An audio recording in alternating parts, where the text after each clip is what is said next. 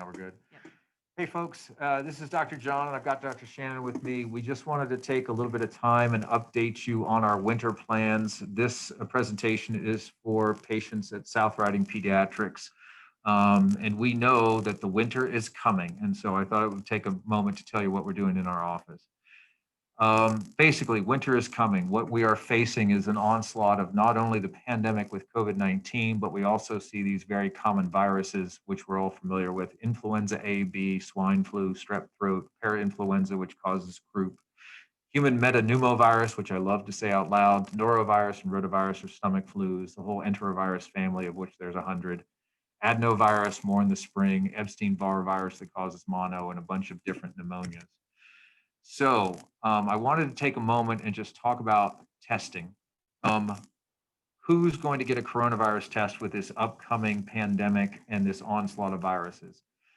What we are using is a series of major and minor symptoms, and these were designed by infectious disease experts to try and help us delineate who may or may not have COVID. They are basically divided into two different categories: major symptoms, and if your child has one of these, it justifies a test, or minor symptoms, which if your child has two of these, it is reasonable to test them. And again, these are based on the frequency of their occurrence with COVID-19. And you can see, based on my assumption, like Oprah, almost everybody's going to get a test. So let's talk about these really quickly. Your major symptoms: if you have a fever over 100.3 or 38 degrees Celsius for you Celsius fans, a new onset cough, a loss of sense of taste or smell, which is obviously for our older, more communicative children, or sudden onset of shortness of breath, or a known contact of a person who is diagnosed with COVID-19, so they must be positive, those are major symptoms. Any one of those alone justifies a test. Minor symptoms: these are things that are less frequently, but certainly associated with COVID, and you need to have two: congestion, sore throat, headache, vomiting and or diarrhea, muscle aches, and fatigue. Vomiting, diarrhea count as one. So if you have both of those, it still counts as one minor symptom.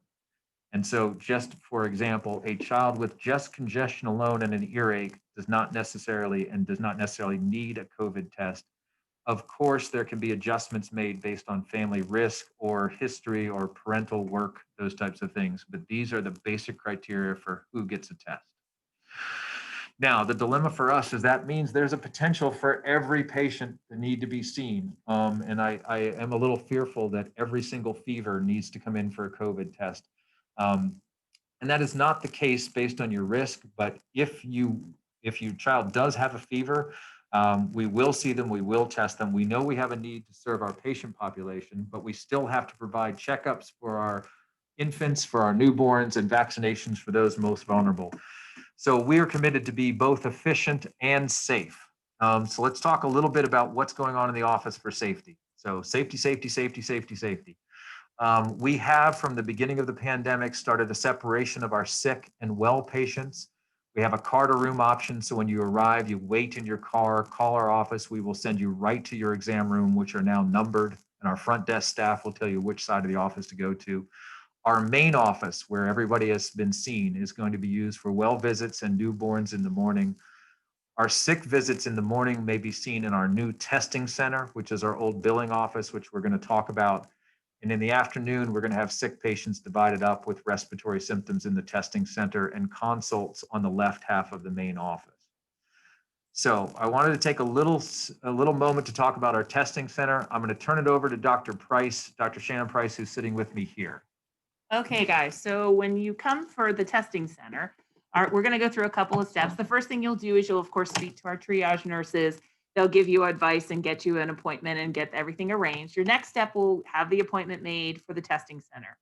Third step is when you arrive here at the office. Now, here is where we have two options. One, you can call in to the front desk and say, hey, I'm here for my appointment at a specific time. And the front desk staff will let you know how to get into the office and where to go. And we call that our car to room.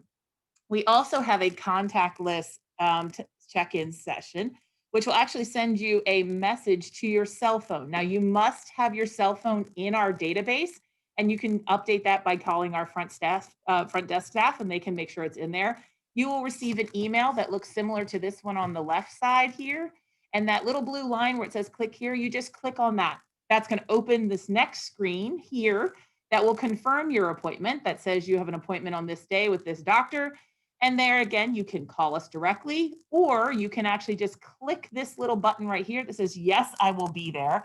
And then that's going to take you to the next step, which basically allows you to do check-in from, and it's completely contactless. You don't actually don't have to talk to the front desk for this point. You just do it online. Check on the beginning your check-in and it'll let you do this. This will also happen for well checks and other visits. It can be done several days in advance, and the visit will actually, it'll just stay in the computer until you have your visit. Once you reach the parking lot, you will see that this button right here on the right side, the I have arrived button.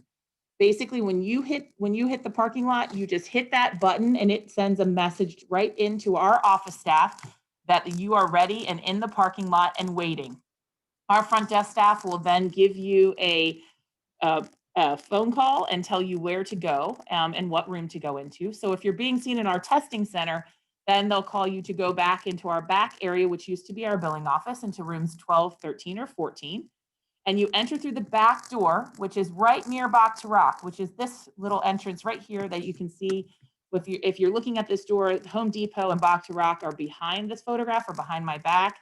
And you go right in there, and our doors are the first glass doors right on the right-hand side. And one of our staff members will be there to assist you from there. Once you reach the testing center, the nurse or doctor will then perform any of the tests that we require, a COVID test, strep test, flu test as indicated. Your doctor will see you, perform the physical exam. You will return to your car at that point in time, and we will be able to call you with results, giving you advice on your quarantine, your isolation, any of the recommendations, any prescriptions that are needed based on the results of your test. And we will then, if you needed a school note to go back to school, we can email that to you. Again, you need to have your email included with your registration, and the front desk can assist with that if that's not available. And we're going to move on to what's going to happen after you leave the testing center. All right, guys. So once you leave the testing center, we're going to be doing most of our discussions by phone call. So we will have these results, whether it be strep, flu, or COVID test. We'll be able to call you and discuss what isolation or quarantine recommendations are needed based on those. We do ask if you have more chronic issues that you scheduled another visit, because we're looking at efficiency and safety. So there's going to be fairly quick turnaround time in our testing center.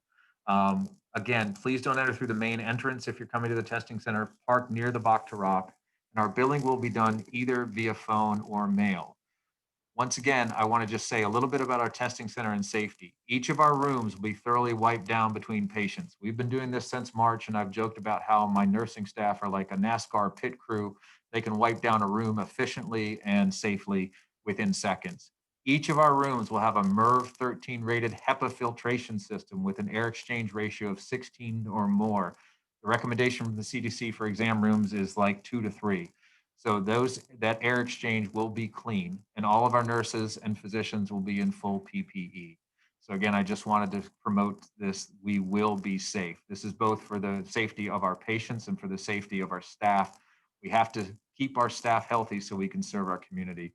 This is us waiting for you in full PPE. I promise you, we're smiling. You may not be able to see it. This is the picture of our Germ Buster 300, which circulates the air and cleans it. And I just want to say our staff has been amazing at organizing this. This is a little bit of the organizational skill that's necessary for this.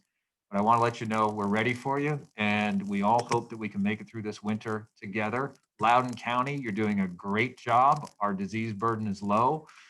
We're going to help keep it that way by testing the people that are needed, and we'll help get you through this winter. As always, call if you have any questions. Thanks.